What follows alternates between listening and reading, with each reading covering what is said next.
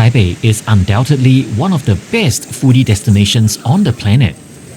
A large part of this is because of the vibrant, colorful night markets and their amazing culinary offerings. In the first episode of this two-part series on Taipei, we head towards one of the most prominent night markets in the city as we explore Raohe街观光夜市. Step 1, wake up early, gonna rise with the sun. Step 2, get some food in you. Step 3, think real hard about what you wanna be. Step 4, everybody just do your thing. Wake up, today's gonna be a good day. Wake up, today's gonna be a good day. Wake up, today's gonna be a good day. Wake up, today's gonna be a good day. Wake up, today's gonna be a good day. Well guys, welcome to Taipei in Taiwan. And I've just got off the plane from Kaoshiung. I hope you've caught up on those videos. But in the meantime, I'm gonna take you through what I'm gonna do right here in Taipei. I'm here for a little over 48 hours. So come along with me to see what sort of foods can I get into my mouth, alright? Come along with me and I'll show you what I get up to. Let's do this. Everybody just do your thing. If you're new to my channel, my name's Ryan. Born and bred in Singapore, I now call Australia home, and I create heaps of travel content. This trip sees me set foot in 8 cities in 4 countries over 2 weeks. So this travel series will contain heaps of flight reviews, train journeys, and foodie destination vlogs for your viewing pleasure. These videos will be linked in the description below in chronological order as and when they're published. If you'd like to make a direct impact into the growth of my channel, give me a like and share this video with a friend.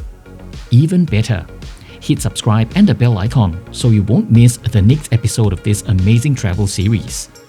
So here's the thanks, because your support is very much appreciated.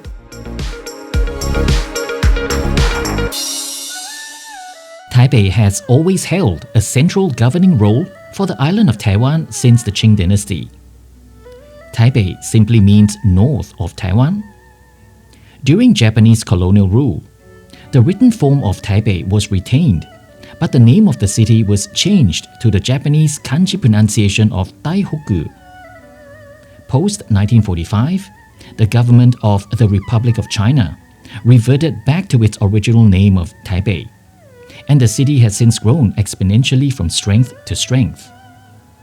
By all accounts, Taiwan is today considered a very wealthy and developed economy, with Taipei being central to the country's economic development. This sprawling city is home to just over 9 million people. You'll soon see, despite its crowded disposition, the excellent public transportation system would put any supposed first world Western countries to shame.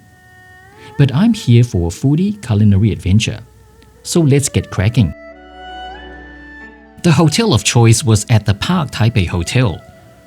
I almost always choose hotels next to train stations for obvious reasons. And this hotel is only a stone's throw away from Da'an Station, which means from the time I disembarked from my flight at Songshan Airport and taking the train, it's only taken me 30 minutes to get here. How convenient is that? This modern hotel has a very boutique vibe to it, and I paid extra to get a fantastic view of the iconic Taipei 101. All in all, this set me back 300 Australian dollars per night, all booked via the Qantas app for 9 bonus points for every dollar spent. I'm sure you've heard that spiel a few times now on this travel series, because that's how I shore up my frequent flyer account to fund these trips. Are you a point junkie like I am? Let me know in the comments. In a city as sprawling as Taipei, their ever-expanding metro network is a convenient way to get around. This is rush hour. Major train stations are lined with takeaway food stalls to feed hungry travelers as they leave the office to go home. As a testament to the disciplined nature of the Taiwanese, everyone is patiently lining up for everything, from using the escalators to boarding crowded trains. There's none of that pushing and shoving. Okay, anyway, so now that I've gone through that crazy train ride, I am here in Songshan station and we're heading to Raohe night market. I say we because I'm joined by my friend from Sydney. Hi! That's Wing Log over there. Yeah, so he has not had lunch, so he can gorge his way through the market. Now, the last meal I had was lunch in Kinmen, and I am seriously starving right now, so I've pretty much worked up an appetite. So, oh man, I cannot wait to eat. So let's go to Raohe night market. Night markets have existed throughout Chinese history, dating back several ruling dynasties. The night markets of Taiwan were born out of necessity after World War II and the fallout of the turmoil in mainland China.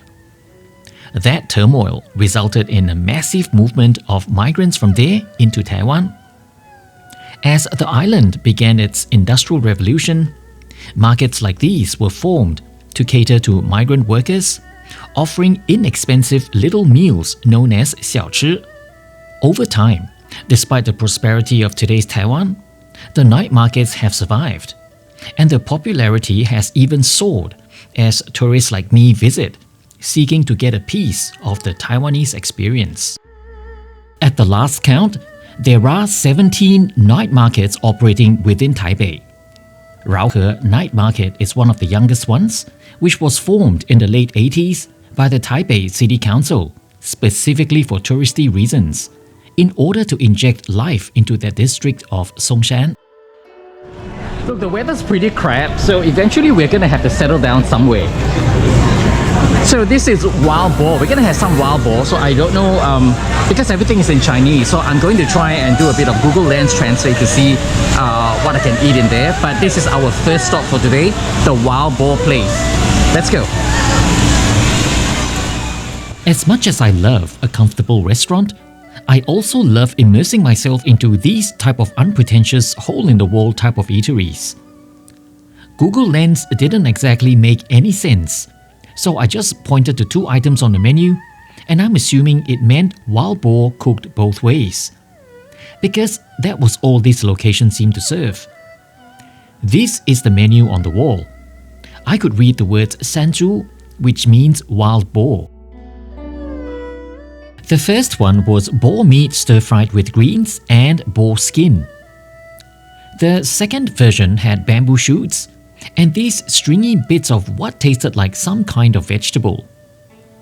Let me know in the comments if you know what these stringy bits are.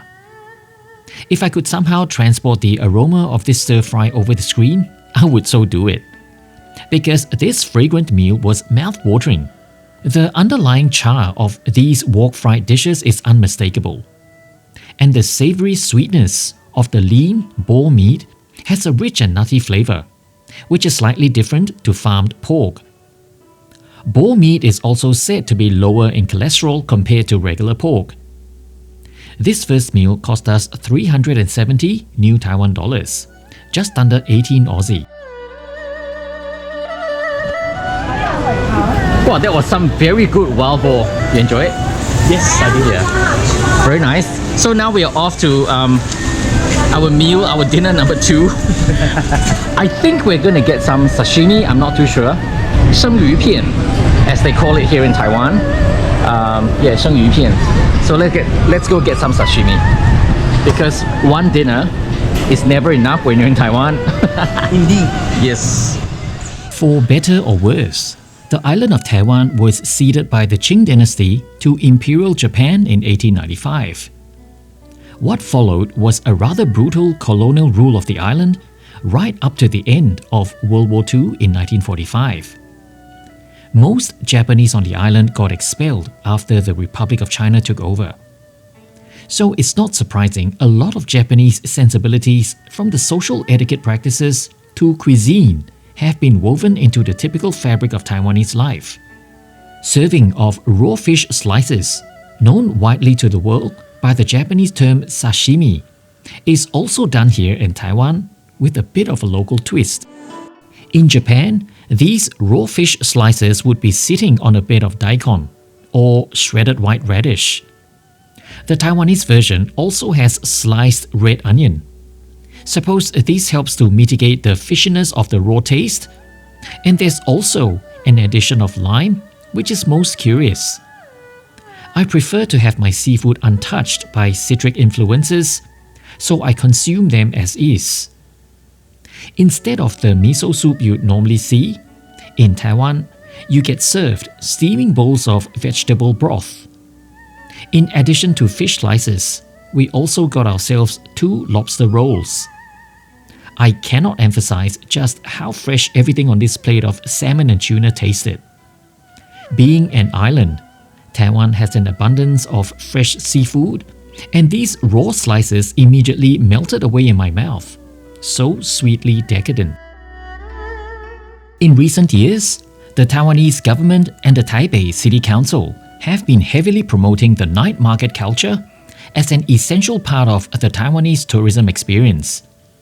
So a lot of effort has been put into improving public infrastructure, ensuring hygiene standards, and even organizing activities like food tours, walking tours, and such. And for those craving an immersive experience, there's no better place than here. Speaking of foodie delights, there are some essential evergreen night market food items which cannot be ignored. I present to you the quintessentially Taiwanese night market iron plate sizzling beef. Tonight we head towards one of the more prominent brands to showcase this delightful cuisine. Niu Mo Wang is pretty much an integrated part of the night market scene, and they have branches at a couple of other prominent night markets as well. The origins of the Taiwanese sizzling steaks began in the 1970s when the country was still struggling in its early days of economic revolution. The average wage of a worker back then barely covered the basic necessities, let alone the ability to indulge in a Western diet of a piece of juicy steak at a fancy restaurant. That was when a chef decided to put steaks on an iron plate and sell it in the surrounds of a night market at a price where everyone could afford. This humble roadside project eventually became the talk of the town and ultimately a national sensation. There's nothing like receiving your meat with popping sounds of a vibrant sizzle going on. The usual ingredients include a freshly cracked egg, noodles, and accompanied by soup and a self-serve drink, which is all included in the price of your purchase. Tonight, we chose to have the sirloin and a choice of pepper sauce. The gravy is really localized to suit Taiwanese tastes because unlike the starchy, creamy, buttery sauces of the West, this one is made of soy sauce. The rich umami flavors are definitely well appreciated. By sourcing local ingredients, this is how they can keep the prices reasonable. Mashed potato, which is the normal accompaniment to steak, is not seen here. Instead, noodles are featured, once again getting adapted to the local palate. To round everything off, a creamy corn soup is normally served, and this one at Niu Mo Wang comes with a puff pastry on top of it, which makes it feel extra homely. This entire meal had only cost us 300 New Taiwan dollars, which is just under 15 Aussie. This is seriously even cheaper than eating at a food court at Westfield. The final food item featured tonight is dessert. After all that eating, we have to end with something sweet. This is 地瓜球, sweet potato balls. It's once again a quintessential Taiwanese night market food item. The sweet potato is considered to be a famine food, which was widely consumed by the masses when most in the country was too poor to afford anything else. In the 1980s, the popularity of French fries inspired a businessman to cut these sweet potatoes into fries, crush them into a paste mixed with tapioca flour, and double fry them to make these chewy, crispy sweet potato balls. And voila! Another night market food item which has exploded into the colorful bright lights of the market. It's enjoyed by millions every year, and tourists like me visit Taiwan's many night markets to seek these little nuggets of chewy goodness, all gooey on the inside and crispy on the outside. It can be drizzled with honey or just enjoyed on its own like what I'm doing now.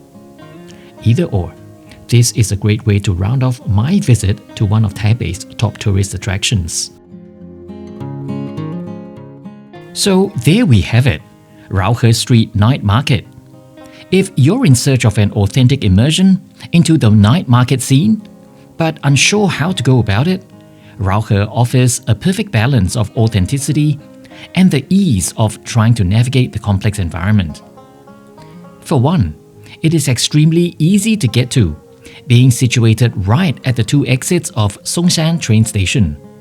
The bustling atmosphere is great to be experiencing the excellent culinary adventures, and the helpful stall holders are genuine in their willingness to help those who are unfamiliar. This market is purpose-built to help tourists ease into Taiwan and has adapted over time to meet the changing preferences from visitors from around the globe. Its continued success is a testament to its ability to blend traditional Taiwan with modern tourist trends, resulting in this vibrant atmosphere. And with this, I hope you've enjoyed coming along with me on this trip to Raohe街观光夜市.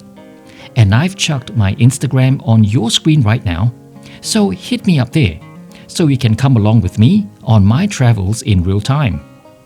More importantly, hit subscribe and the bell icon, and I hope I'll see you in part 2, where I'll continue to eat my way through Taipei on my final day in this amazing city. The video will be linked in the description below once it is published. For now, take care and have a great one.